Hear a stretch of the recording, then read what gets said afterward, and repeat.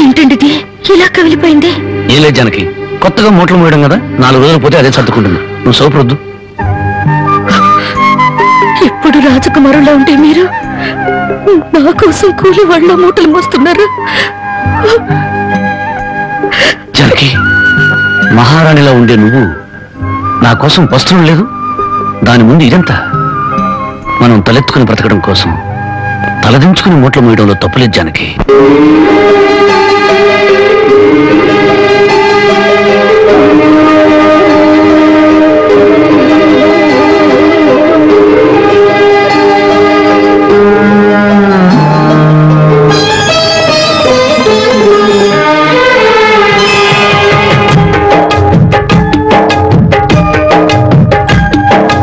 కొండ పాలైన సీతమ్మ మదిలోన కోపమేల రాలేదు రామయ్య పైన.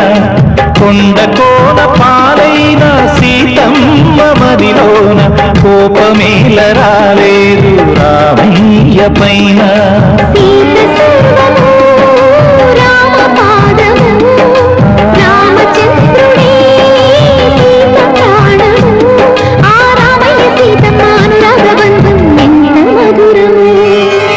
కొండ పాలైన సీతమ్మ మదిలోన కోపమేల రాలేదు రామయ్య పైన.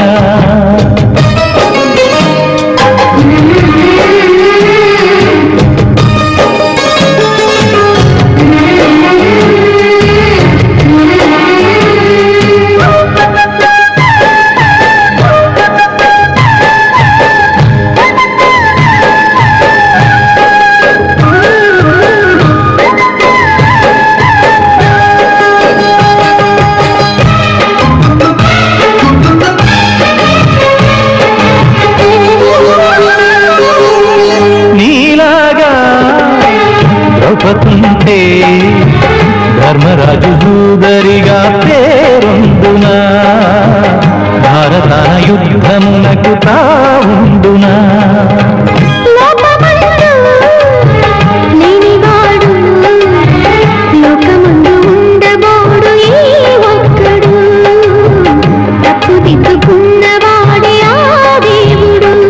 నీ సహనానికి నా బాష్పాంజలి,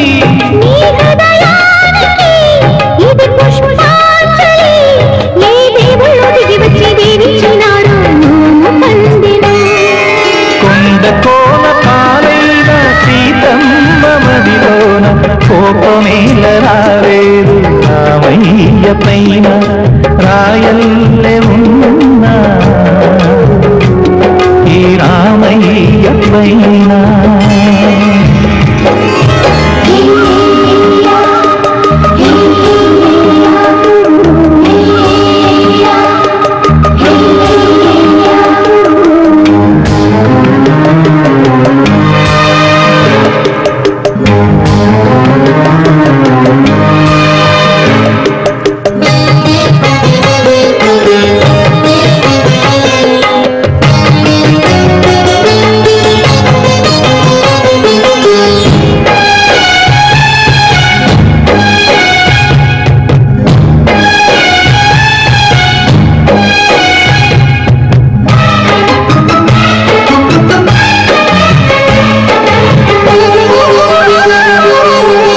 కన్ను కాచే రెప్పనీవే, ఆకలిన వేళ అమ్మలాదింపువే, కన్ను చెన్నగిల్లు వేళ చెల్లెమ్మవే.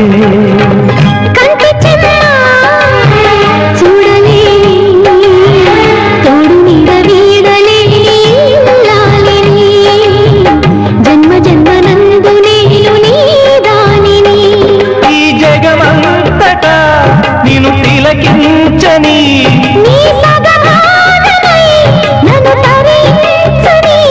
నా బంగారు కలలన్నీ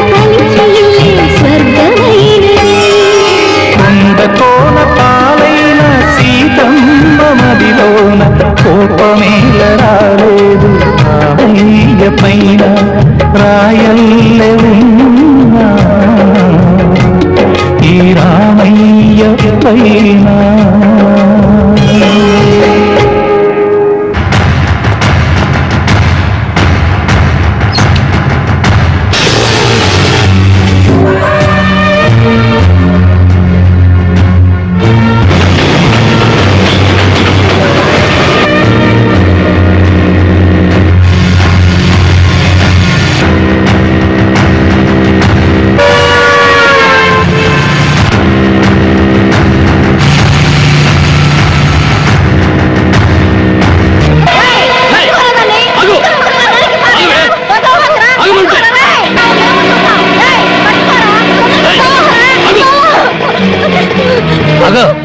జ్యోతి, ఏం జరిగింది? బావా, మా ఆయన నన్ను చంపబోతున్నాడు. ఏమండి, ఏం చేసిందని ఈ అమ్మాయిని చంపబోతున్నారు? ఏం చేసిందా? ఆ పాపిష్టిదాన్ని అడుగు. ఉద్యోగం చేయడానికి దుబాయ్కి వెళితే ఇది బలి తగ్గించి ఒళ్ళు బలిసి ఓళ్ళ మీద పడి సంపాదించడం అలవాటు చేసుకుంది. లేదు బావా, చావునైనా చేస్తాను గాని నిజాయితీ చంపుకుంటానా? నిప్పులా బతికేదాన్ని నీటి తప్పుతానా? ఏంటే సీతమ్మ తల్లికి వారసులాగా మాట్లాడుతున్నావు? నీ నిజాయితీ ఏంటో ఈ ఊళ్ళో ప్రతి ఒక్కరి చేత చెప్పిస్తాను. చెప్పించండి అత్తయ్య.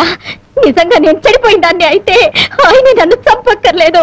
నా ఒంటి మీద నేను కిరసనాయిలు పోసుకొని తగలబడి చచ్చిపోతాను. నువ్వు ఊరుకోమా, వీళ్ళ మాటలకేంటి? చూడరాం బాబు, ఏడాది నుండి దుబాయ్ నుంచి ఈయన డబ్బు పంపకపోయినా ఆ అమ్మాయి ఎంత నీతిగా బతికిందో ఆ ఊరి పెద్ద నాకు తెలుసు. ఏంటయ్యా దాని గురించి నువ్వు తెలుసుకున్న నీతి? ఏడాది నుంచి నా కొడుకు డబ్బు పంపకపోతే మెళ్ళో గొలుసు చెవులు కారింగులు ఎవడి పక్కన పడుకొని సంపాదించిందో చెప్పు. అతను గారు, నేను చెప్తాను. దుబాయ్ లో ఉన్న నీ కొడుకు సంపాదన పెరిగేసరికి బాగా డబ్బున్న అమ్మాయితో రెండో పెళ్లి చేయాలన్న దుర్బుద్ధితో నీ కొడుక్కి లేనిపోని ఉత్తరాలు రాసి జ్యోతి మీద అనుమానాలు తెప్పించావు. ఆ అనుమానంతో నువ్వు డబ్బు పంపకపోయేసరికి 10 మందిలో నీ పరువు పోతుందని రాత్రిపూట మా ఊరుచి కూలి పని చేసి కడుపుకు తిండి కూడా సరిగ్గా తినకుండా డబ్బు దాచిపెట్టి గిల్టి నగలు వేసుకుంది. ఏంటి బాబు, రాత్రిపూట కూలి పని చేసుకుని వెళ్ళేదా? నీ ఒక్కడితోనే చేసేదా ఇంకెవరితో అయినా చేసేదా? మళ్ళీ ఆ కోత కూసావంటే పళ్ళు కలగొడతాను. జ్యోతి నా తోబుట్టు కన్నా ఎక్కువగా ప్రేమించే ఆత్మీయురాలు. చూడు, ఆడది తప్పు చేయాలని నిర్ణయించుకుంటే ఆమెను 7 సముద్రాల అవతల కట్టి పడవేసిన కట్లు తెంచుకుని వచ్చి తప్పు చేస్తుంది. కానీ ఇతనే నా భర్తని నమ్మిన ఆడది ఎంతటి మహారాజు వచ్చినా సరే కన్నెత్తు కూడా చూడదు. తను కట్టెల్లో కాలిపోయేంత వరకు భర్త అడుగుజాడల్లో నడవాలని చూస్తుంది. తన భర్త ఊళ్ళో ఉంటే అతనితో కాపురం చేస్తుంది. అతను ఊరు వదిలి వెళితే అతని జ్ఞాపకాలతో కాపురం చేస్తుంది. అదేరా భార్య అంటే. ఒరేయ్, అమ్మ చెప్పింది అబ్బ చెప్పాడని పెళ్ళాం మీద అనుమానం పడ్డం కాదురా. నువ్వు చస్తే నీ తల్లి, తండ్రి, అక్క, అన్న అనే శవం మీద పడి ఒకే ఒక రోజు ఇచ్చి కర్మకాండలు తిరగానే ఎవరి దారిని వాళ్ళు వెళ్ళిపోతారు. కానీ మొగుడు చనిపోయిన నిమిషం నుండి అన్ని సుఖాలను తన భర్త శవంతో పాటు పూడ్చిపెట్టి తను గట్టిగా మారే వరకు భర్తనే తలుచుకుంటూ ఉండే ఒకే ఒక జీవిరా భార్య అంటే. మగాళ్ళకి మనసు మారుతుంది గానీ ఆడవాళ్ళకు కాదురా. భార్య గుడ్డిపోతురాలని చెప్పి ఎందరో మగాళ్ళు రెండో పెళ్లి చేసుకుంటున్నారు. కానీ ఏ భార్య అయినా మొగుడు బిడ్డను పుట్టించలేకపోయాడని చెప్పి రెండో పెళ్లి చేసుకోవడం ఎక్కడైనా విన్నావంటరా? అదేరా భార్య అంటే.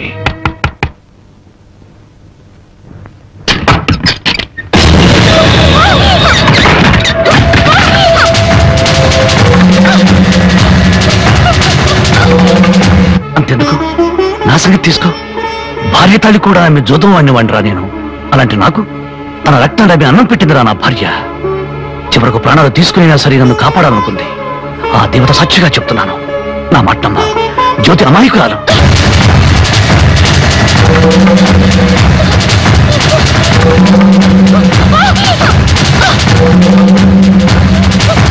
నన్ను క్షమించండి. లేనిపోని అనుమానాలతో జ్యోతిని అవమానించాను. మీరు అడ్డు రాకపోతే మూర్ఖంగా నా భార్యను పోగొట్టుకునేవాడిని. మీ మేలు ఈ జన్మను మర్చిపోలేను.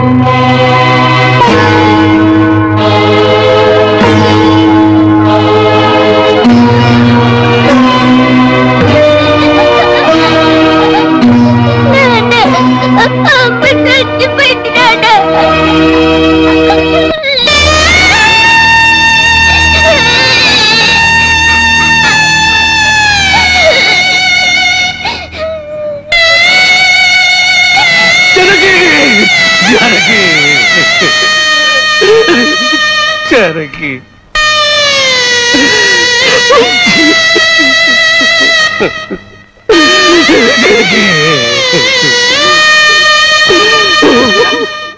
నా కూతురు నీతో కాపురం చేస్తూ ఆత్మహత్య చేసుకోవాలని ప్రయత్నించనని తెలుసుకున్నాను. అందుకే దాని చావుకు కారణం నువ్వేనని అనుమానించారు, ద్వేషించారు. కానీ నువ్వు చెప్పే వరకు నిజం నాకు తెలియదు బాబు. తెలియకుండా నేను అనుమానించినందుకు నన్ను క్షమించు బాబు. మరి నా బిడ్డ చావుకు కారణం ఇంకెవరా? పావుకు పాలు పోసి పెంచినట్టు పెంచావే నీ మేనలుడు, వాడే మా బ్రతుకుల్లో విషం కెక్కడని నా అనుమానం.